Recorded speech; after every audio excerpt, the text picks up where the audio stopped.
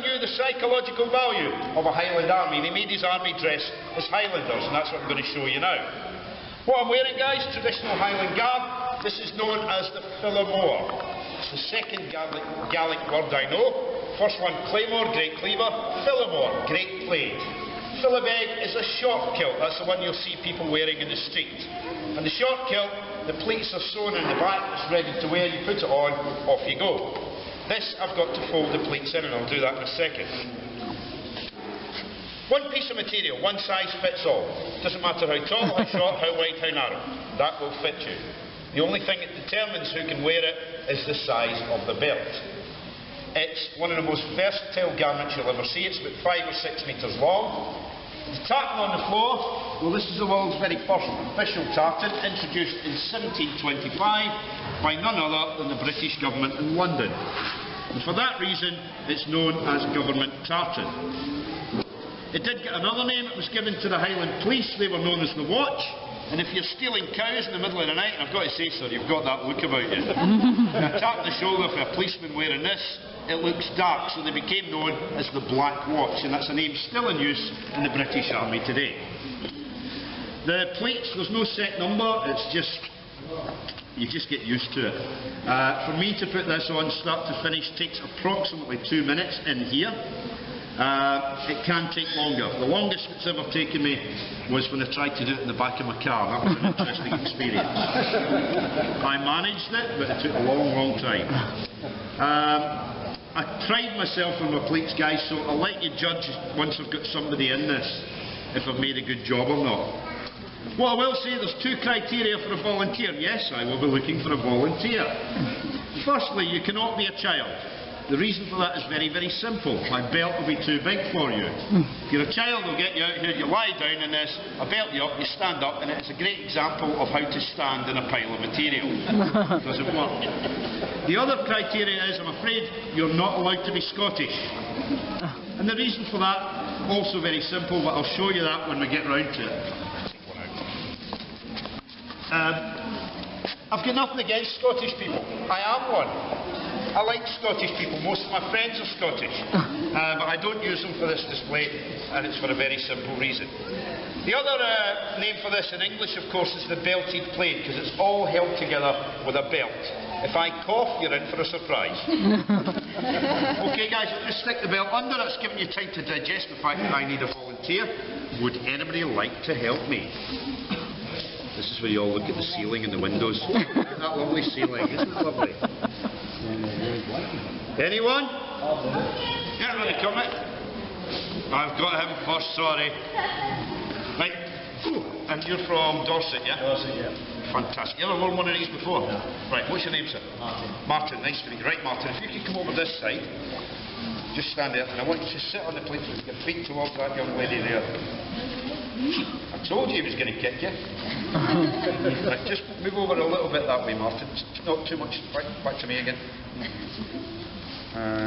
Tiny wee bit. I should have just left you where you were. You were fine. Yeah. Right, okay, Martin. If I could ask you just to move down towards that young lady a little bit more. Back the way. That's right, and then lie down for me, Martin. That's brilliant. And that's perfect. Right, okay. People think the Jacobites were all Scots. No, there was Irish, there was French, and of course there were some English. And Martin here has come all the way from Dorset to fight for bonnie Prince Charlie.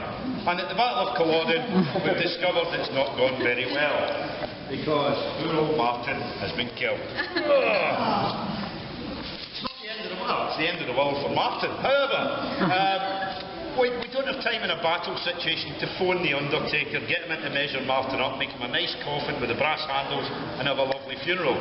So what we do is we dig a hole, we wrap him in the plaid, throw him in, fill the hole in. We're not going to do that today, Martin. You can relax. It'll take me ages to get through the floor here. Right, can you raise your arms for me? Now that's the very first use for the... Actually, no, that's the very last use for the plaid. It's your coffin. All we do now is we wrap it round, or we fold it over. It's not like Cleopatra and her carpet, it's slightly different. Just get your way, that's round about your waist, is that? Yeah. Right, okay, Mark, it's dead easy, you relax now. There's only one part that's going to cause you any discomfort, and we've reached that point now, mate. Okay. It's not too tight, is it? No, that's fine. Right, let's come in. There. Right. Okay, Mark, what I want to do, if you come in the middle here, and just face the fire. Because at this stage, guys, does that look like a kilt or a plaid? No. No. What material here? At this stage, it doesn't matter who you are. There's one question springs to mind, and the answer is always yes. And the question, of course, is, does his bum look big in this? It's nothing personal, it's a lot of material. Right, turn you around again, Martin. What we've got here is a lot of material, but it's a very versatile garment. Now, we live in Scotland. It is not the hottest country in the world. I know it's hard to believe. For those that don't know, our natural skin colour is pale blue. It takes us 3 weeks in the sun just to get to white. Yeah? So, it's quite cold in the winter. When it gets cold, what do? You put your coat on. Well, the great news is your coat is built in. So, we bring it round the back, lift it up, Martin's got a coat. If it starts to rain, well, you put your raincoat on. Brilliant news, it's built in as well.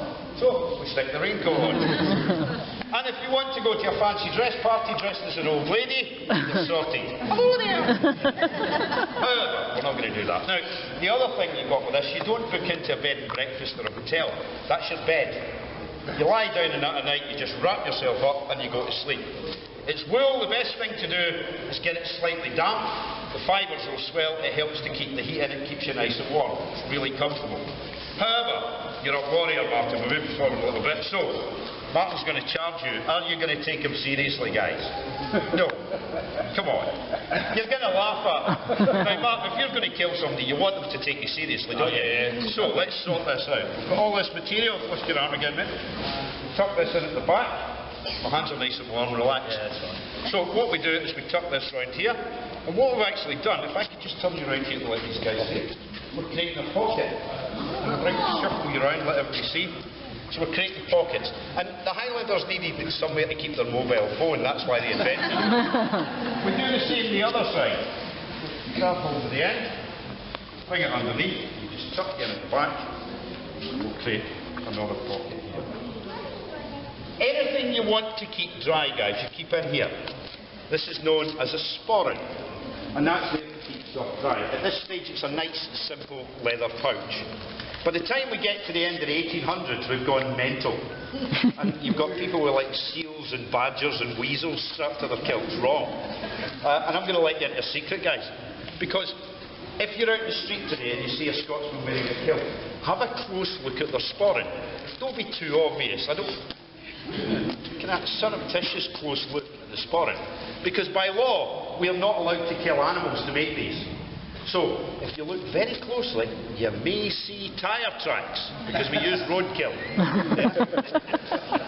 So, we've got all this material at the back, we have to do something with that, so let's get this sorted out. Bring that up there. Follow this over Martin's shoulder, you hold that for me, please. We do the same round this side, we bring it underneath this arm. Sorted. Two together, hold them with one hand. We'd fasten that together with a pin or a brooch, and that leaves your hands free for carrying weapons. Now, as I say, I kind of pride myself on my pleats. I'm quite pleased with these. So what I'm going to ask Mark to do is to give it a little catwalk round so you can all see the pleats.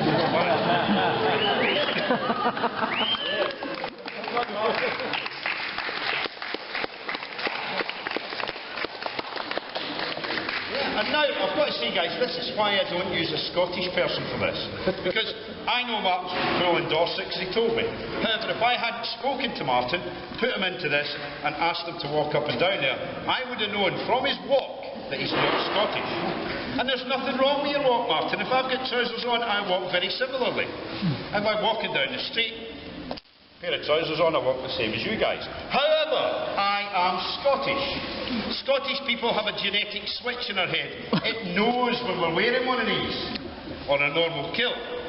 And we were walking down the street, and the switch will kick in. The walk will start to change. Totally genetic. We have no control over this.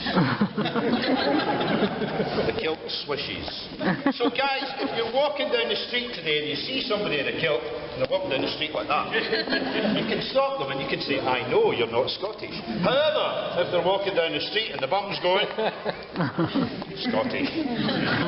Right, turn you around again, Mark, because the pleats at the back actually serve a practical purpose. Cold country, if you get cold, what do? You put on layers to keep warm. That's your layers. It's built in.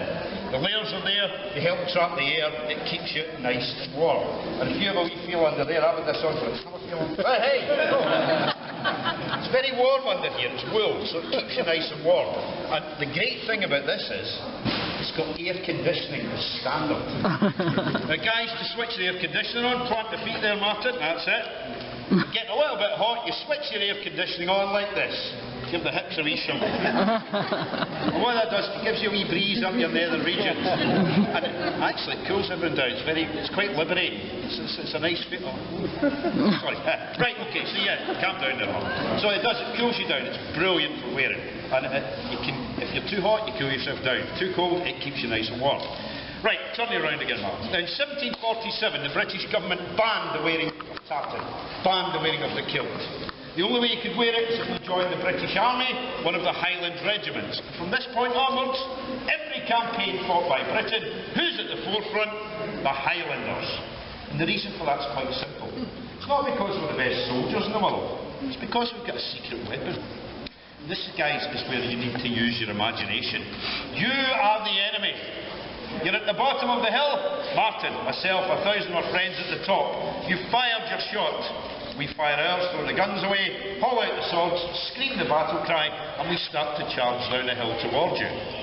You look up, you're reloading your musket, you look up, we're getting closer. As we get closer, we're getting faster, and the knees are getting higher, and higher, and higher, and eventually the kilt is up round your waist, and it becomes apparent we are not wearing any underwear. Now, I don't care how brave you think you are, guys. 1,000 half-naked Scotsmen screaming down the hill towards you. You will run!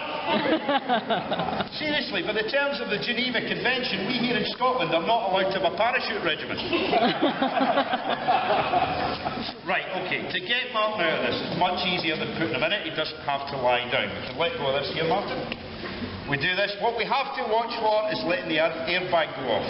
Yeah, it's not really got an airbag. Right, okay. We undo the belt. And Martin very simply just steps out of it. Thank you very much, Martin. I think he deserves a round of applause.